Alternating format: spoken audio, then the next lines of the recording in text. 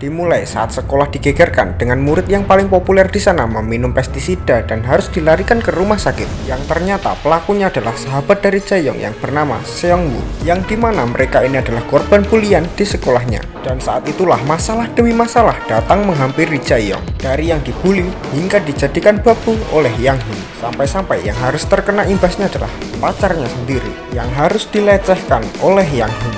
Namun lama-kelamaan kesabaran Jae-yong sudah habis hingga dia berencana membalas dendam. Bagaimanakah kelanjutan aksi balas dendam Jae-yong? Ya, halo guys, kembali lagi nih bersama Mimin di channel Kaum Rebahan. Sambil rebahan, sambil molat-molet, enaknya kita dengerin cerita toh.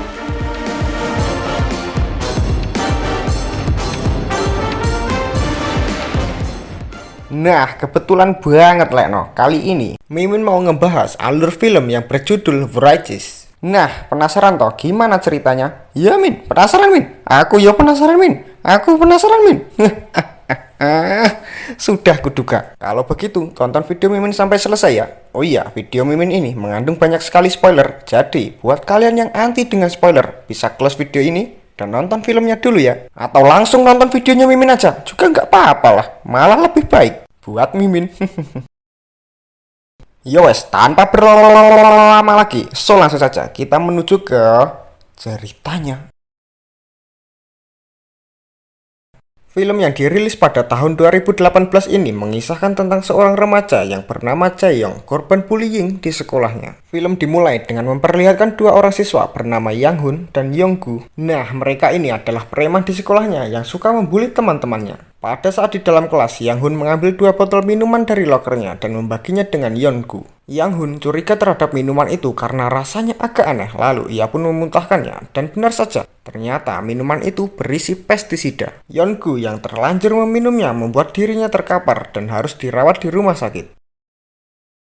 Keesokan harinya, detektif bernama Kang datang ke sekolahan untuk menyelidiki kasus ini. Kemudian scene berpindah ke dalam kelas dan memfokuskan pada tokoh utama kita yang bernama Jae-yong. Jae-yong ini merupakan salah satu favorit buliannya Yang Hun dan Yeon-gu. Terlihat Yang Hun masih selamat dari peristiwa sebelumnya karena dia memuntahkan minuman itu. Di sekolah, Jae-yong memiliki seorang sahabat bernama Seong-woo. Nah, Seong-woo ini adalah runner-up-nya lah. Dia ini favorit kedua kandidat buliannya Yang Hun dan Yeon-gu. Pada momen ini, Yang Hun mengirim pesan kepada Jae-yong untuk membelikannya makanan di kantin. Karena takut, Jae-yong pun menuruti perintahnya. Saat berjalan menuju kantin, Jae-yong berpapasan dengan detektif Kang yang sedang menyelidiki kasus keracunan siswa kemarin. Berdasarkan hasil penyelidikan, akhirnya polisi menangkap Seong-woo sebagai tersangka utama. Seong-woo ini terjerat kasus percobaan pembunuhan kepada Yang Hun dan Yeon-gu. Seong-woo memberikan racun kepada minumannya Yeon-gu, di mana tindakannya itu dilakukan pada saat masih pagi buta, di saat para murid-murid belum datang ke sekolah.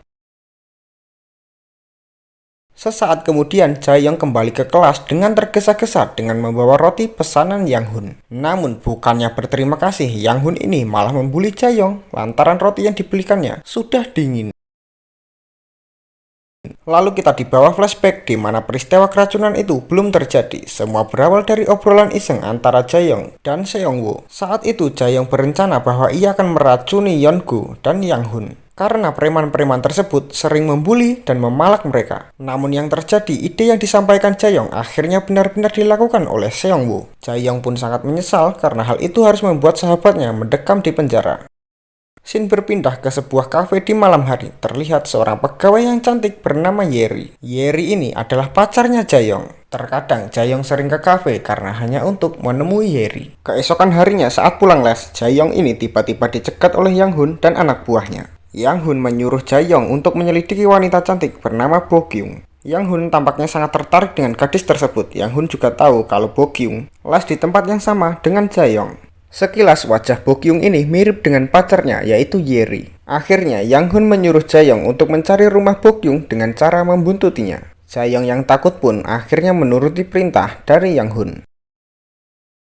Misi pun dimulai, Jaeyoung mulai mengikuti Bokyung yang akan pulang ke rumahnya. Namun percobaan pertama ini gagal karena Jaeyoung kehilangan jejak saat Bokyung ini masuk ke dalam sebuah gang. Karena kegagalan tersebut, Yang Hun sangat marah dan mengejar Jaeyoung habis-habisan. Jaeyoung meminta agar Yang Hun ini berhenti menghajarnya. Dia pun berjanji akan mendapatkan alamat rumah Bokyung secepatnya. Setelah percobaan kedua, akhirnya Jaeyoung ini berhasil menemukan alamat rumah Bokyung. Sepulangnya dari sana, Jaeyoung melewati kafe tempat Yeri bekerja. Dari kejauhan, Jaeyoung sempat memandangi wajah pacarnya tersebut. Dia menyadari bahwa wajah Yeri sangat mirip dengan wajah Bokyung. Kemudian, Jaeyoung lalu memberitahu alamat Bokyung melalui pesan foto. Namun, Yang Hun di sini tidak percaya. Ia malah menyuruh Jaeyoung untuk mengambil celana dalam Bokyung. Keesokan harinya, Jaeyoung sudah berada di depan rumah Bokyung. Dia masuk rumahnya melalui pintu garasi yang sedikit terbuka. Sesampainya di dalam, ia mulai mengendap-endap dan mencari kamar Bokyung. Namun, belum sempat mengambil celana dalam Bokyung, tiba-tiba ada suara mobil yang masuk ke garasi tersebut. Jaeyoung yang panik mencoba untuk bersembunyi dan mencari kesempatan untuk keluar. Melihat pintu yang terbuka, dia pun bergegas untuk kabur dan melompati pagar rumah. Takut dibully karena kegagalannya mengambil celana dalam Bokyung, akhirnya Jaeyoung berinisiatif mengenalkan Yeri kepada Yang Hun karena Yeri ini sangat mirip dengan Bokyung. Bukannya memalsukan kancutnya ya toh, malah memalsukan orangnya lah Jaeyoung ini. Yang Hun pun kaget saat melihat foto Yeri dan Bokyung disandingkan karena memang terlihat begitu mirip. Namun Jaeyoung mempunyai satu permintaan kepada Yang Hun. Dia meminta agar Yang Hun berhenti membulinya setelah memperkenalkan Yeri kepadanya. Perkenalan ini rencananya akan dilakukan pada malam hari. Jaeyoung yang tidak mengetahui kalau keputusan ini akan menjadi malapetaka dari kehidupan Yeri dan hubungan mereka berdua.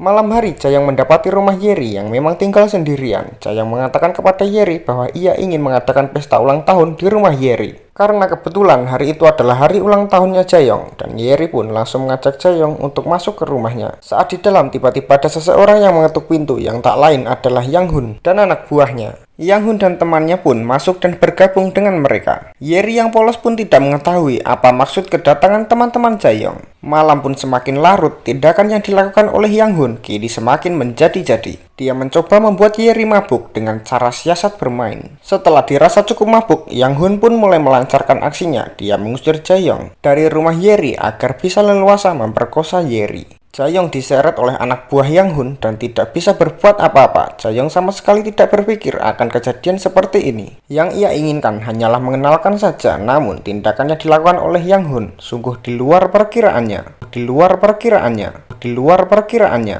Di luar perkiraannya. Keesokan harinya, Jaeyoung pergi ke kafe untuk mengecek keadaan Yeri. Dari kejauhan, Yeri terlihat seperti seorang yang sedang trauma yang mendalam. Yeri terlihat memendam rasa sakit karena peristiwa kemarin. Seketika itu juga, ia melihat ke arah Jaeyoung yang sedang berada di luar. Yeri pun langsung menangis histeris. Yeri pun memendam rasa kecewa yang amat sangat dalam kepada Jaeyoung. Jaeyoung pun hanya bisa menyesali atas kejadian ini. Beberapa waktu kemudian, Detektif Kang mendapat laporan dari orang tua Yeri bahwa Yeri ini telah menghilang. Penyelidikan dimulai dengan menginterogasi Jaeyoung yang merupakan orang paling dekat dengan Yeri. Detektif Kang menanyakan kepada Jaeyoung apakah beberapa hari terakhir dia bertemu dengan Yeri. Karena merasa ketakutan, Jaeyoung pun menyangkal dan mengatakan bahwa akhir-akhir ini dia tidak bertemu dengan Yeri. Kemudian Detektif Kang memberikannya kartu nama. Dia meminta kepada Jaeyoung untuk mengabarinya jika mendapatkan informasi tentang keberadaannya Yeri. Suatu malam, Yang Hun mengajak Jaeyoung untuk menemuinya. Dia ingin memberikan sebuah kejutan kepada Jaeyoung. Ternyata kejutan itu adalah sebuah video pemerkosaannya terhadap Yeri. Sontak hal itu membuat perasaan Jaeyoung jadi hancur berkeping-keping, berlapis-lapis, bertumpuk-tumpuk, Jaeyoung merasa bahwa semua tindakan Yang Hun sudah sangat keterlaluan. Akhirnya ia bangkit dan berusaha membalas semua perbuatan Yang Hun. Keesokan paginya saat jam pelajaran olahraga, Jaeyoung mengendap-endap masuk ke dalam kelas untuk mencuri video yang ditujukan oleh Yang Hun semalam. Singkat cerita, Jaeyoung memberikan video itu kepada Yeongu. Ternyata Yeongu berhasil selamat dari peristiwa keracunan yang kita lihat di awal film tadi. Di sini juga diceritakan bahwa Yeongu juga sangat mencintai Bokyung. Jaeyoung mengatakan bahwa video tersebut adalah Bokyung. Jaeyoung memang sengaja memanas-manasi Yeongu agar dia membuat perhitungan kepada Yang Hun. Yeongu yang mendengar dan melihat hal tersebut menjadi sangat murka terhadap Yang Hun. Jaeyoung juga memberikan video itu kepada detektif Kang agar Yang Hun ini bisa segera ditangkap sebagai pelaku pemerkosaannya Yeri. Dan juga yang menjadi penyebab hilangnya Yeri. Jaeyoung menelepon Kang Detektif Kang untuk menemuinya di pantai. Mengetahui video tersebut sudah tersebar, Yang Hun pun sangat marah kepada Jaeyoung. Dia segera mendatangi Jaeyoung untuk membuat perhitungan. Belum sempat menghajar Jaeyoung, tiba-tiba Yeongu muncul dan menghajar Yang Hun karena mengira ia telah merebut Bokyung darinya. Padahal Bokyungnya ini loh belum tentu maulah sama mereka berdua. Yeongu menyeret dan menghajar Yang Hun habis-habisan. Melihat hal tersebut, Jaeyoung memberanikan diri untuk melakukan balas dendam. Jaeyoung mengeluarkan sebuah pisau dan mencoba menghabisi mereka semua. Korban pertama adalah Yeongu. Dia ditusuk berkali-kali namun segera diselamatkan oleh asisten detektif yang tiba-tiba datang. Melihat kesempatan ini, Yang Hun yang sudah babak belur segera pergi kabur. Namun Jaeyoung berhasil mengejarnya dan memojokkan Yang Hun. Sampai di sini Jaeyoung berhasil mendesak Yang Hun dan berniat untuk menghabisinya. Namun karena tidak tega, akhirnya Jaeyoung memilih melepaskannya dan memilih memasukkannya ke penjara. Saat berjalan dengan langkah lemah, Jaeyoung berhalusinasi dan melihat sosok Yeri. Namun tiba-tiba muncul anak buah Yang Hun dan memukulnya dari belakang. Dia pun tersungkur dengan luka parah di kepalanya. Tak lama kemudian datang detektif Kang untuk menyelamatkannya dan membawanya ke rumah sakit. Di akhir film terlihat Jaeyoung yang sedang terbaring di rumah sakit. Dalam kondisi setengah sadar, ia terbayang saat masa-masa bersama Yeri. Wanita yang kini telah menghilang, wanita yang kini sudah tidak bisa ia temui lagi. Dan kini hanya rasa penyesalanlah yang meliputi dirinya. So itu tadi guys, alur cerita dari film Riches. Gimana ceritanya? Nanggung banget ya. Yerinya itu loh, kemana lah perginya? Nah. Bagi kalian yang mau request alur film apalagi yang mau Mimin ceritain, bisa komen di bawah ya. Tentu saja jangan lupa untuk kasih like dan subscribe-nya. Nah, nantikan juga video-video Mimin yang selanjutnya ya. Sampai jumpa.